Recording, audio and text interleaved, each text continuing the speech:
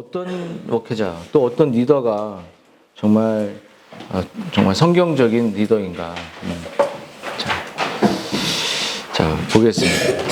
여러분, 어느 직업보다 중요한 직업으로 따지면 목회자의 직업이 되게 중요하죠.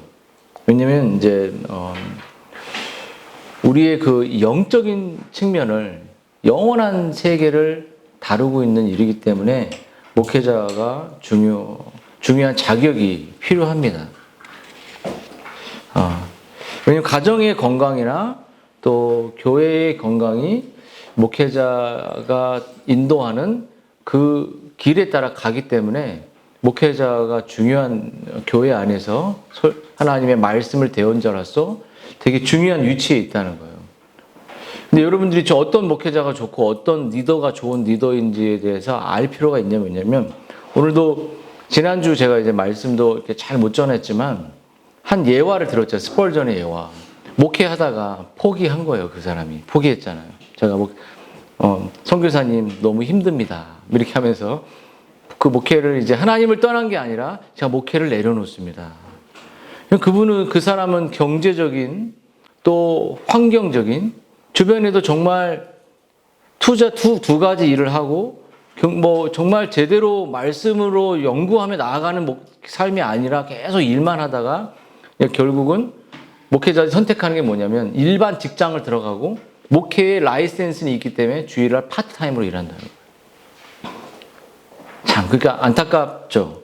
근데 중요한 건 이렇게 목회를 포기하고 타협해서 세상의 길로 갔던 그 예화를 우리가 들었던 것처럼, 여러분,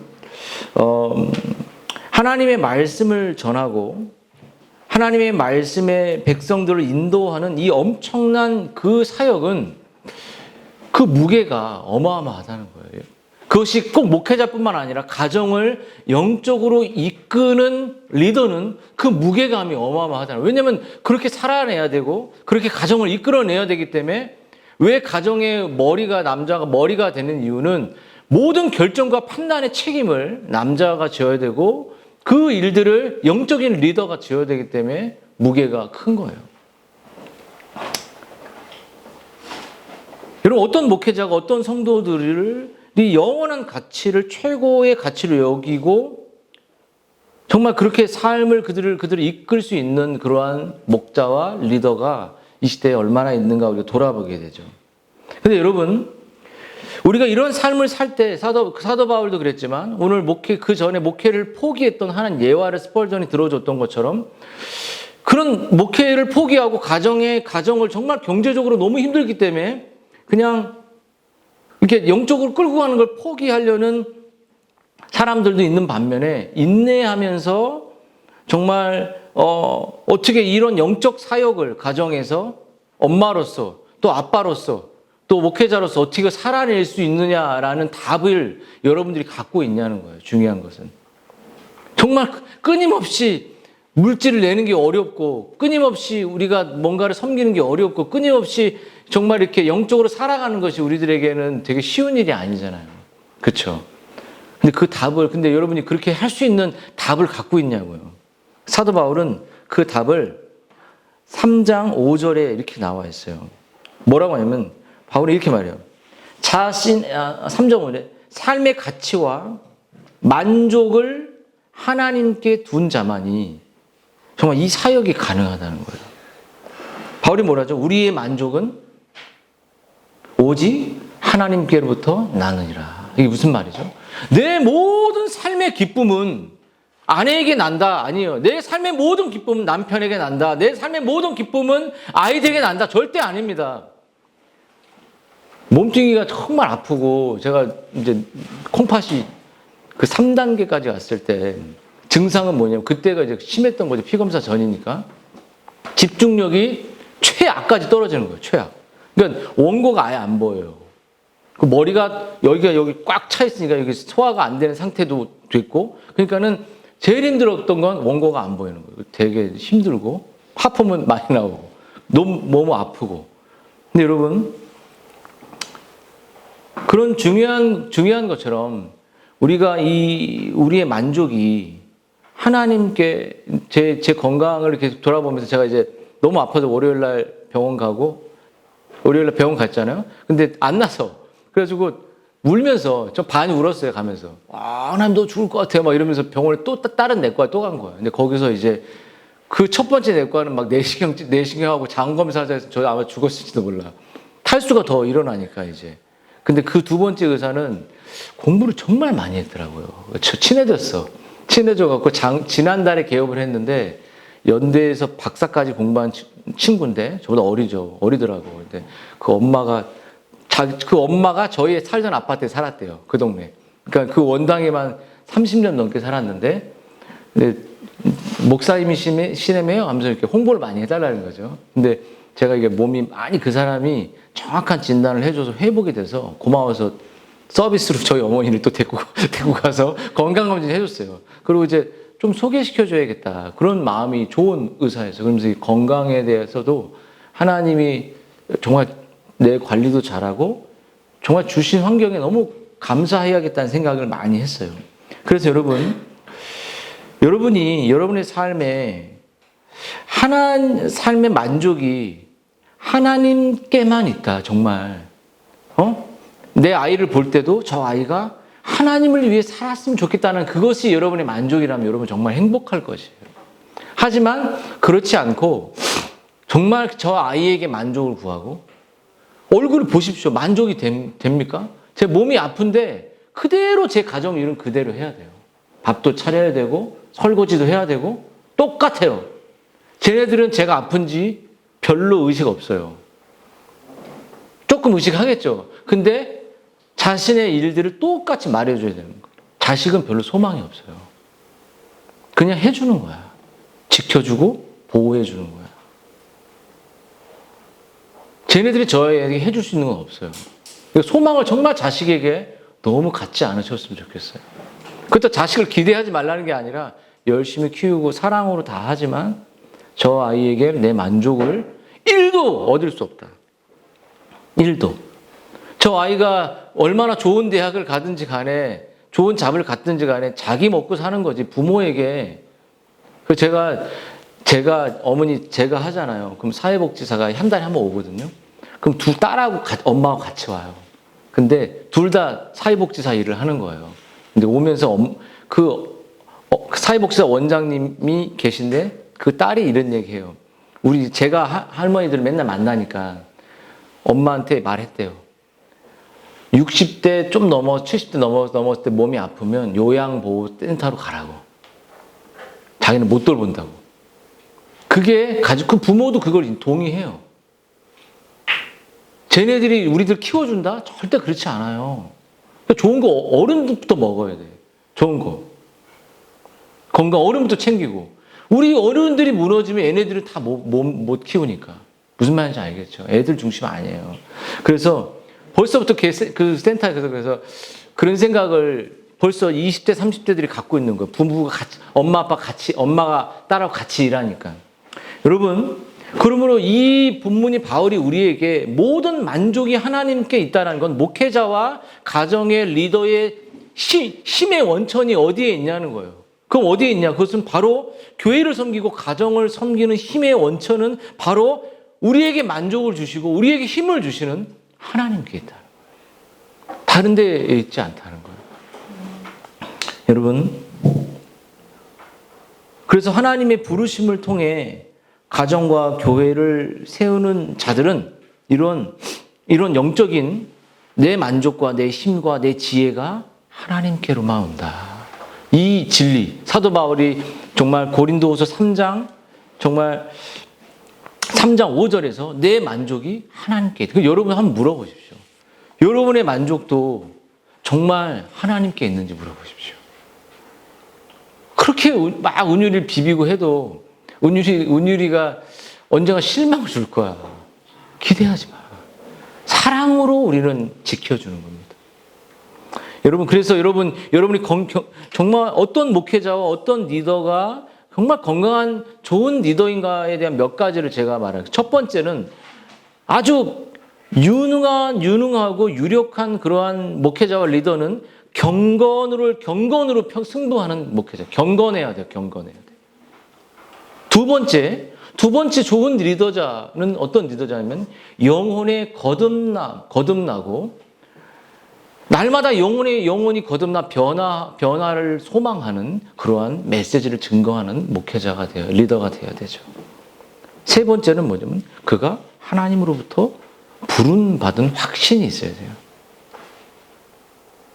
네 번째는 하나님의 능력을 날마다 의지하는 그런 리더의 모습을 갖춰야죠.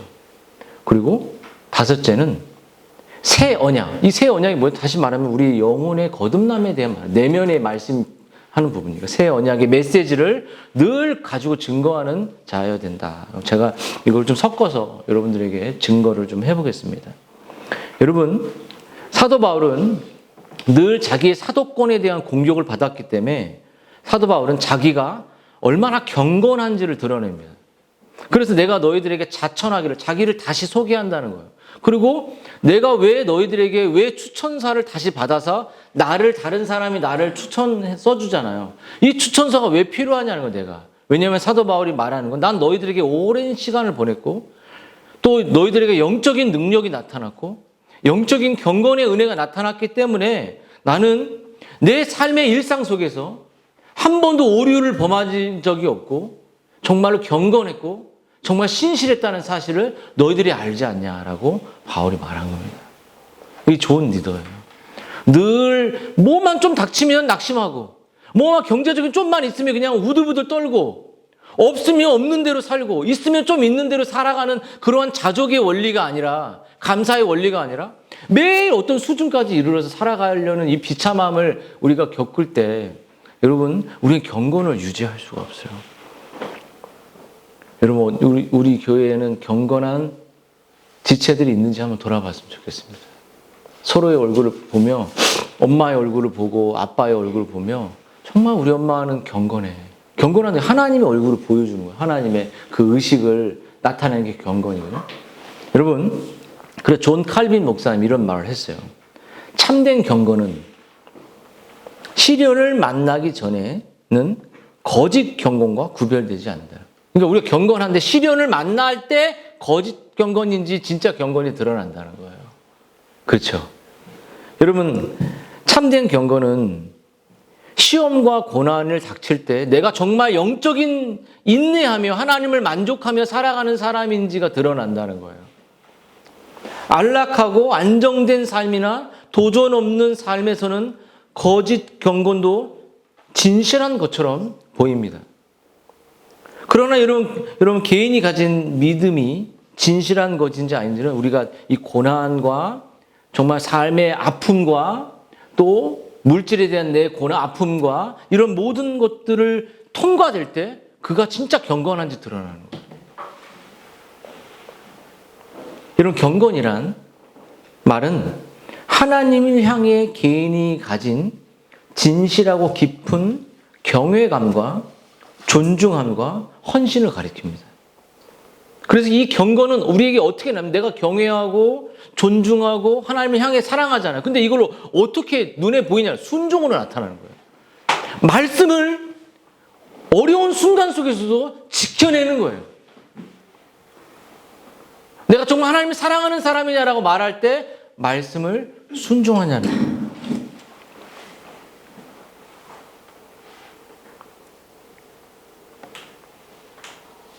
여러분, 경건하게 보이는 행위나 형식은 우리에게 있을 수 있지만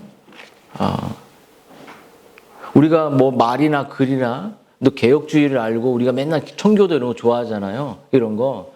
근데 여러분 이런 것이 언어가 화려하고 글이 화려하고 또 이런 것이 경건한 거 아닙니다.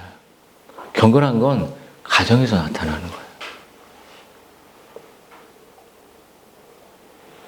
여러분 만약에 좋은 올리브는 딱 찍으면 찍을수록 향기가 이렇게 나오거든요.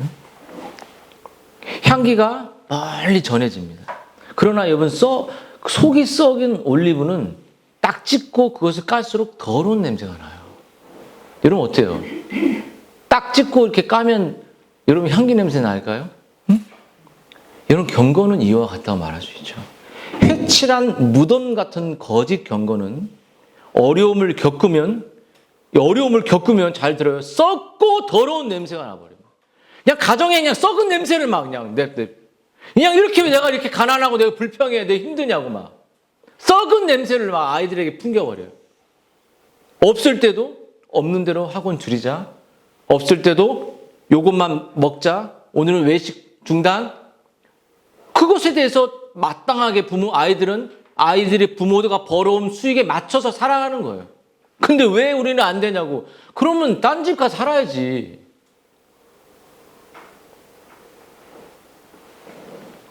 여러분, 그래서 진짜 이 경건은 예수님이 우리들에게 보여줬던 거예요. 그가 살았던 말씀을 고난받고 순종했던 그 삶들. 여러분, 내 형제들아, 내가 여러 가지 시험을 당하거든 온전히 기쁘게 해라. 이는 너희 믿음의 시련이 인내를 만들어내는 줄 안다. 이렇게 우리가 우리의 믿음의 시련을 받는 거예요. 인내를 만들어내죠. 그래서 이 정말 좋은 리더는 순종의 길을, 우리가 조금 하면 말씀을 준행하는 순종의 길을 포기하고 싶잖아요. 근데 그것을 인내하며 가는 삶이 바로 경건하고 하나님을 사랑하는 목자요, 리더의 모습인 거예요. 또 한 가지 경건에 대한 이야기 하나 더 할게요. 경건한 자들의 가정은 작은 교회다라고 말했어요. 또 불경건한 자들의 가정이 작은 지옥인 것과 마찬가지다. 시몬 에쉬라는 1662년에 이 개혁자가 말했습니다. 경건한 자들의 가정은 작은 교회지만 불경건한 자들의 가정인 작은 지옥이다. 불경건한 자가 가정에 있으면 지옥이 되는 거예요. 여러분, 가족 구성원의 영적인 상태는 여러분 그 가정의 하루하루의 삶의 모양과 직결됩니다. 경건한 가정은 교회가 가진 정결함과 공동체성과 하나님을 예배하는 모든 모양의 교회의 건강성과 가정의 건강성은 같이 가는 거예요. 여기 누가 하나만 아파 보십시오. 우리의 이 공동체는 영향을 받습니다. 저도 그렇고요. 여러분, 불경건한 이 가정은 하나님의 복된 통치를 거부하는 무질서하고 좌절과 슬픔과 원망과 분노와 더 말해서 회개하지 않습니다. 돌이키지 않아요. 바른 진리를 말해도. 그래서 그들의 그 삶이 지옥으로 먼저 살아가게 되고 그 가정을 지옥으로 만들어버립니다. 그러므로 가정이 주의 말씀에 따라 서지 않을 때, 여러분, 제가 말씀을 매일매일 보낼 때 그 말씀이 여러분에게만 보내는 게 아니라 아이들에게도 들려줘야 돼요. 그 경건이, 여러분의 경건이. 여러분, 여전히 유튜브의 정보가 아이들에게 유익하다고 말하면 정말 그렇게 하면 안 됩니다. 여러분, 부족하지만 하나님의 말씀 앞에 믿음으로 돌이키고 도우심을 구하고 하나님 나를 오늘도 인도해 주세요라고 말하는 그러한 가정의 리더들이 되어야 되는 거예요, 우리가. 여러분이 교회를 이루는 구성원이라면 여러분의 가정을 한번 살펴보십시오. 여러분의 가정에서 여러분은 어떤 평가를 받고 있습니까? 엄마를 볼 때, 아빠를 볼 때 아이들은 하나님을 정말 사랑하는 엄마로 아빠로 보고 있나요? 어떻게 느껴지나요? 은율이 엄마 하나님 사랑하는 것 같아? 거짓말 잘해. 자, 보십시오. 여러분, 교회를 통해 하나님으로부터 누리는 모든 좋은 것이 바로 가정으로 돌아가고, 가정에서 누리는 가장 영적인 좋은 것들이 교회 안으로 흘러 들어오게 되어 있어요. 그래서 가정이 안 된다고 교회에 와서 먼저 뻘짓거리 하면서 경건을 흉내내고 행정하고 막 하는 사람들이 있어요. 근데 그거는 잘못된 거예요. 교회의 우상이 되고 목회자 우상이 되는 거예요. 가정이 가장 성화하기 힘든 곳이기 때문에 가정을 쉽게 포기하는, 교회는 그냥 툭 같은 교리를 동의하는 사람이면 성화가 일어난다고 생각하죠. 절대 그렇게 청교도들은 말하지 않아요. 가정이 교회의 중심이에요. 가정이 모든 것의 중심입니다. 그러면 그 가정에 영적이 깨어있는 리더가 그 아이를 가르쳐야 돼요. 주 예수를 믿으라. 그래야 너와 내 집이 구원을 받으리라. 악인의 집에는 여호와께서 미워하신 것이 있고 악인의 거처에는 의인의 거처에는 복이 있느니라. 여러분, 여러분의 자녀들의 건강한 그런 리더의 모습을 정말 여러분이 보이고 있지 못하다면, 경건을 자녀들에게 보이고 있지 못하다면, 교회 안에서 뭔가 이렇게 잠깐 오는 것이 경건이라는 착각을 버리십시오. 그거 경건 아니에요. 이렇지 않다면 회개하셔야 돼요. 저기 아이들에게 여러분, 우리가 경건하게 살지 못한 것을 아이들에게도 고백해요. 하나님께도 고백해야 되지만 아이들에게도 엄마가, 아빠가 먼저 하나님 앞에 서지 않았다라는 것을 진실하게 아이들에게 고백하세요. 그것을 그래서 그리스도가 나도 필요하다라고 말하십시오. 그리고 경건하게 살면 그 경건을 또 그리스도께 영광을 올리셔야 돼요. 그런 척하면서 사는 거 아니에요. 두 번째, 여러분, 좋은 경건한 리더와 좋은 목회자의 모습은 영혼의 거듭남을 변화에 힘쓰는 리더죠. 여러분, 가정과 교회를 살리는 설교자와 리더는 여러분 영혼 구원에 목숨을 건 거예요. 이미 구원 받았다라고 교회에 오면 당선됐다는 게 아니라 그 영혼의 새로운 창조가 일어나는지를 날마다 보는 겁니다. 날마다 남편은, 날마다 아내는 아이들의 영혼에 거듭나고 맨날 영적인 자기 부인이 없는 아이들의 모습을 바라보며, 맨날 그런 모습을 바라보며, 이기적인 모습을 바라보며 저 아이들에게 구원이 필요하구나. 저 아이들에게 거듭남이 필요하구나. 저 아이들에게 하나님을 없는 그 상태구나 라는 걸 깨닫는 거예요. 집중. 너희들이 정말 하나님 믿고 있는 뭐야 아이들인지 한번 자신을 돌아봐. 자기가 아니라는 거 알잖아. 그래 안 그래? 알죠.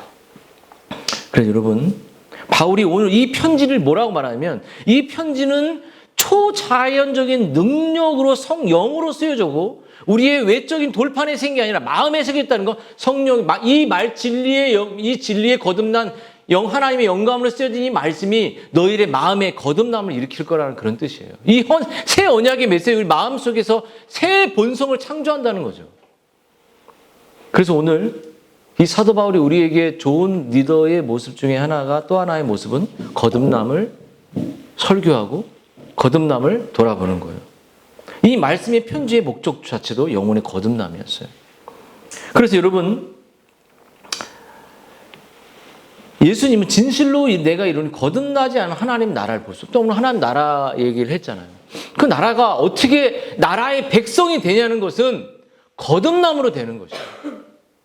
하나님 나라의 백성이 되고 그 백성의 말씀을 즐거워하는 사람은 거듭난 사람만이 하나님 나라의 백성이 되고 그 백성은 그 통치를 따른다는 거예요.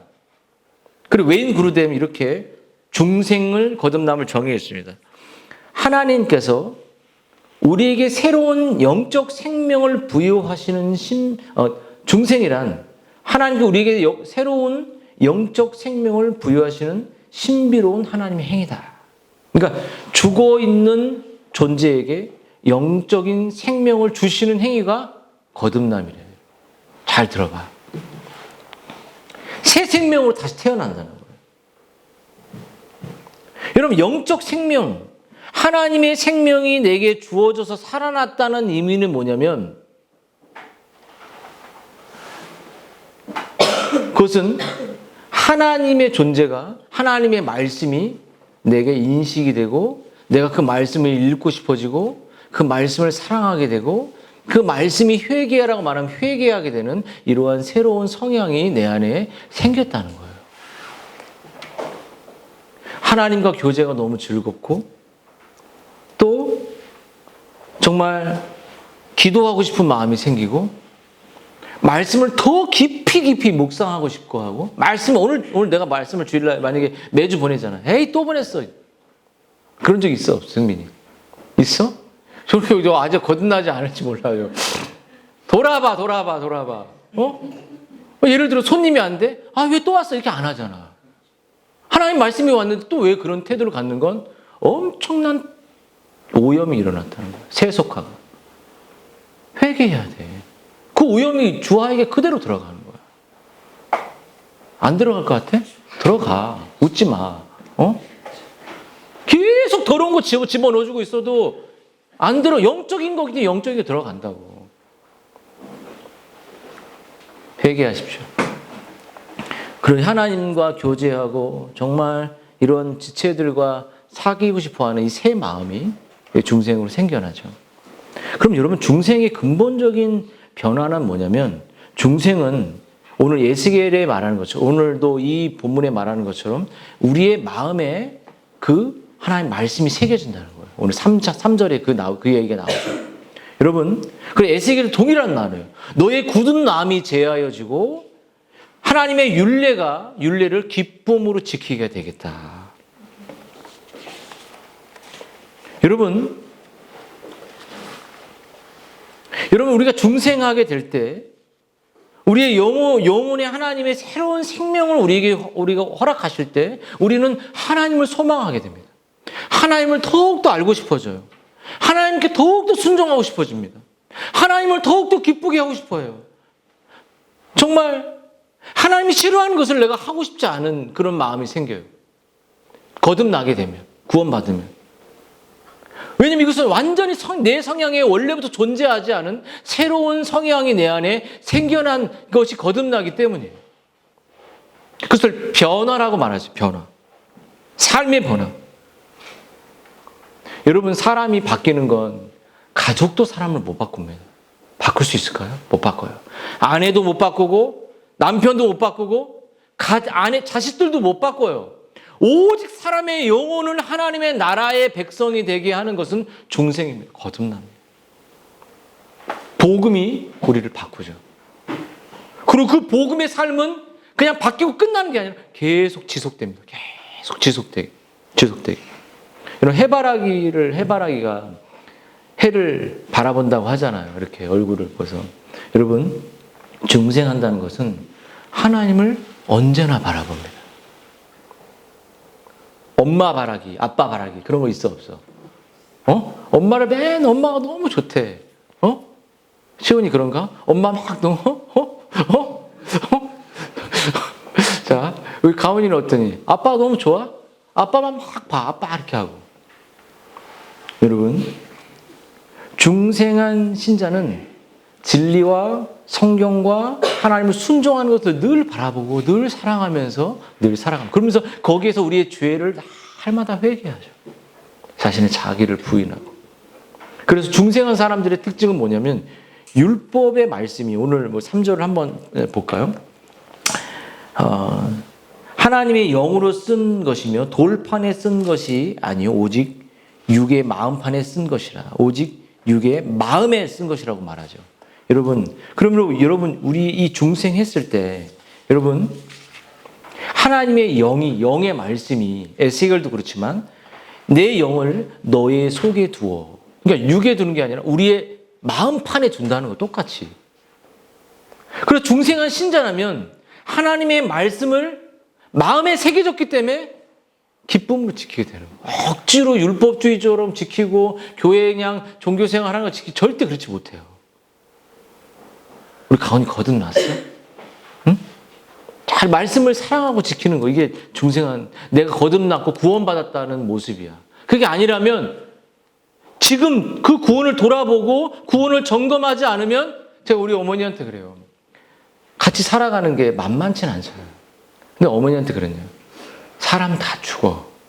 근데 내 아들 밑에서 구원을 점검하고 구원을 돌아보고 어머니가 구원받았는지 천국을 정말 그리워하는지 생각하고 묵상하면서 죽음으로 가는 거야. 그게 어머니가 제 옆에 있는 마지막 이유예요.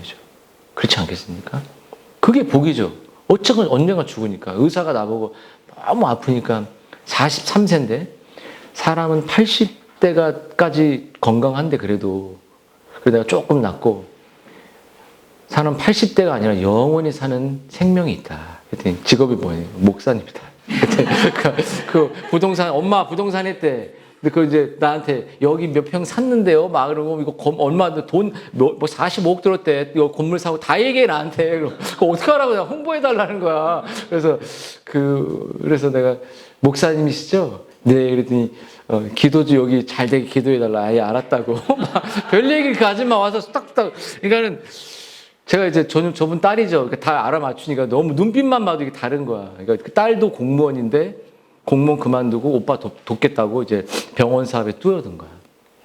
거기에 이제 한 달도 안 된 제가 이제 가서 이제 휘저어 놓고 대화하고 어제 갔더니 왜 이렇게 안 오셨냐고 이렇게 되니까 그리웠나 봐. 나 보고 싶었냐고 했더니 막 의사하고 이제 친해 그런 얘기도 했는데 하지만 저는 그거 얼마나 많이 공부했던 영원한 생명을 모르기 때문에 그냥 안타깝고 제가 별로 주눅 드는 게 없어요. 복음의 영광을 갖고 있기 때문에. 응? 예전에는 복음의 영광을 몰랐을 때 서울대 나오면서 의대면은 딴복음 전학가 이렇게 무서웠어요. 이 복음의 힘을 잃어버려서 제 안에. 그러면 창피해 복음이. 그래서 내가 복음을 부끄러워하지 아니하노니라고 바울이 로마서의 1장에서 말하는 것처럼 복음을 갖고 있는 게 부끄러운 삶이 있다는 거예요. I'm not ashamed 이렇게 말하잖아요. 복음을 부끄럽지 않다고 말하잖아요. 근데 부끄러운 사람이 있다는 거예요. 복음을 드러내지도 않고 복음의 즐거움을 모르고 살아가면 다 다른 거가 없는 거를 생각하겠죠. 여러분 그래서 말씀을 거듭나게 되면 잘 들어. 말씀이 꿀보다 달아져. 말씀을 묵상하고 그 말씀이 풀어져서 아이들에게 전해주고 싶어 막 내가 오늘 들었던 깨달은 말씀을 은유라 엄마가 오늘 이 말씀인데 들어봐라 막 이렇게 막 이 말씀이 꿀처럼 다가오기 때문에 꿀을 아이들에게 먹여주고 싶잖아요. 그 여호와의 도는 정결하여 금보다 정금보다 꿀송이보다 더 달도다 이렇게 말하잖아요. 근데 이 중생한 사람에게 이제 말씀을 정리하면서 이 거듭난 사람에게 나타나는 또 하나의 모습은 우리가 거듭났지만 여러분 여전히 죄의 몸을 입고 살아갑니다. 오염이 됐어요. 오염됐다는 게 뭐야? 우리의 죄책은 사라졌지만 죄의 책임과 심판은 사라졌지만 여전히 죄의 몸을 갖고 살아가기 때문에 오염이 됐기 때문에 우리는 날마다 죄를 죽이는 자아를 죽이는 내 본성과 감정을 죽이는 그러한 타락한 내 모든 생각들을 세속적인 생각들을 죽이는 죄 죽임의 일들이 늘 해. 그 죄 죽임은 어떻게 되죠? 매일 말씀밖에 없어요. 내 안에 세속이 들어와서 이게 합리적으로 맞다라는 생각을 빨리 사단은 우리에게 집어넣죠. 근데 그것이 그 합리를 뛰어넘는 초믿음을 갖는 초합리를 갖는 그 합리는 오직 말씀밖에 없습니다. 말씀으로 우리가 극복해내고 말씀을 이겨내는 것. 그러면 여러분 아이들이 그렇게 삶의 낙담에 처했을 때 우리는 믿음을 제시할 수 없어요. 엄마도 안 믿었잖아. 이렇게. 엄마도 맨날 딴 거 했잖아. 근데 나한테 왜 하냐고. 합리가 더 커지면 커질수록 도전할 겁니다. 그 대가를 치르게 될 거예요. 아이들을 통해서 하나님은 여러분에게 철저하게 무릎 꿇게 만들고 철저하게 회개하게 만들고 철저하게 여러분이 가진 자아를 뒷밟으실 거예요. 교만한 사람들에게 하나님 그렇게 하시죠. 왜 아이들이 도전하면 그 누구도 그건 바로 하나님이 아이들을 통해 우리 쓰시는 무기이기 때문에. 여러분 한번 예를 들어보세요. 여러분 오물이 가득한 똥이 가득해 이런데 똥독에 빠질 수도 있잖아. 어떤 분이 군대에서 똥독에 빠졌다고 하더라고. 그래서 똥이 여기까지 이렇게 들어오려고 하는데 이렇게 거의 건져줬대. 그 아는 목사야. 그 얘기 하는데 빠졌대. 근데 이렇게 발을 올려가지고 이렇게 버티고 있다가 여기까지 올라왔는데 진짜 건져져갖고 살았다고 하더라고. 근데 여러분 한번 생각해봐. 빠졌는데 건져냈잖아. 왜냐면 다 죽어있으면 독이 많기 때문에 죽잖아 사람이. 근데 빠져나왔다고. 빠져나왔는데 여기 이제 구강까지는 안 들어갔으니까 살아서. 그러면 온 몸에 똥이 묻어있어 안 묻어있어? 묻어있지. 그거 씻어내야 돼. 말씀으로 씻어내야 돼. 너희들 다 하나님 볼 때 그렇게 매일매일 죄로 가득해 있어. 부모를 거역하는 걸로 가득해 있어. 부모 말 듣기 싫어해. 근데 그걸 매일매일 말씀을 회개하고 씻어내지 않으면 마귀가 그냥 와서 그냥 계속 여러분을 아까 얘기하잖아요. 막 삼키려고 한다고. 배고파가 사자가. 이따 밥 먹어야 되는데. 그래서 여러분 이런 세상 방식, 저는 여러분 공부를 열심히 하지 말라, 돈을 벌지 말라 이런 거 아니잖아요. 정말 우리가 그 세상 속에서 정말 빛과 되고 소금이 경건을 유지하려면 이런 세속적 방식에 대해서 계속적으로 민감하게 회개하고 돌이켜야 돼요. 똥 얘기만 기억나는 거 아닌지 모르겠습니다. 일단. 그러면 여러분 빌립보서에 너희 구원을 두렵고 떨리면 이루어가라 이 말처럼 여러분 이미 우리의 구원, 미래까지 구원 받았지만 우리의 현재적인 우리의 삶에서 계속적인 죄죽임과 성화로 말미암아 우리의 구원을 이루어가는 것이 우리가 해야 되려고. 그 구원을 도우시는 거예요. 정말 칭의를 얻었고 정말 네가 중생을 얻었다면 날마다 매일 말씀의 은혜의 방편을 뒤로하는 삶이 불가능하다는 거예요.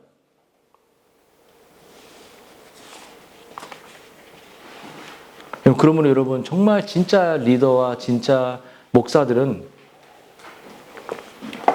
정말 우리 이 고린도 후서의 말씀을 개선 장군의 예수님이 그 왕처럼 그 승리의 계가로 우리가 들어가는 그 장면 속에서 우리는 예수님의 포로된 사람들이라는 거예요.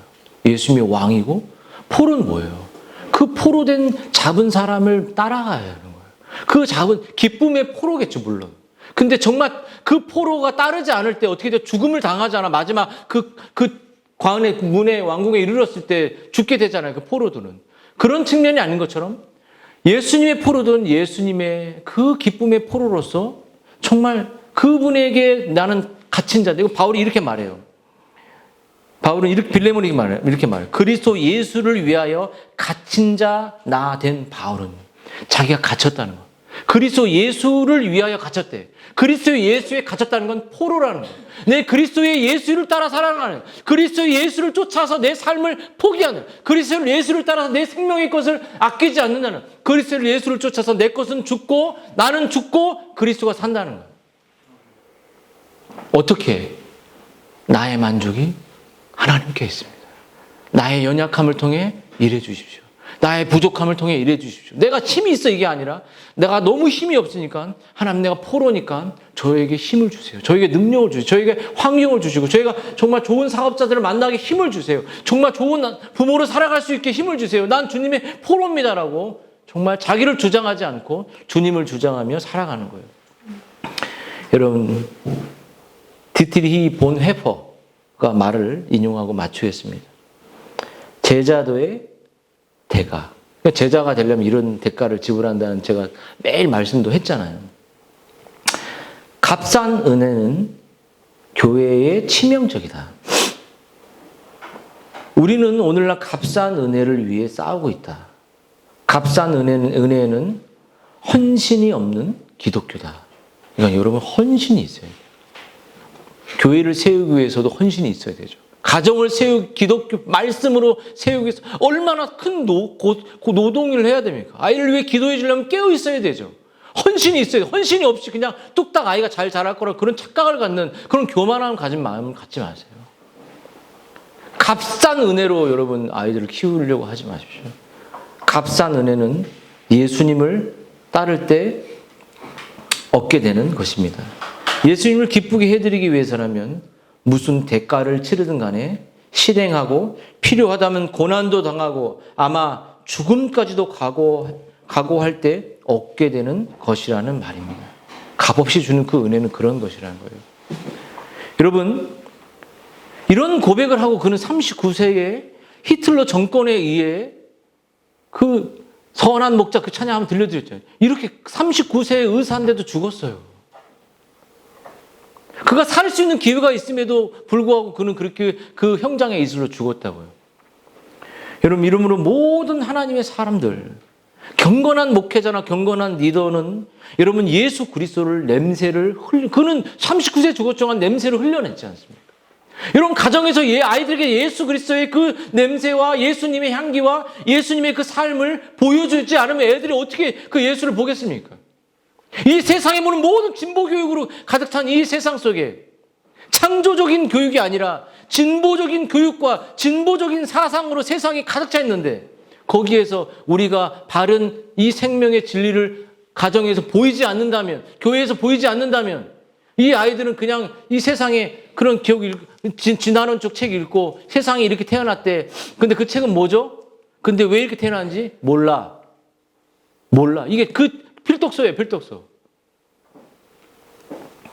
여러분, 포로답게, 승리가 우리가 보장된 포로답게 자기를 주장하지 말고 자기를 부인하고 자기를 날마다 죽이고 죽일 수 없으면 말씀을 보고 감정이 생각할 때마다 그건 가족이나 누구도 우리를 바꿀 수 없듯이 하나님 말씀이 나를 바꿔주세요.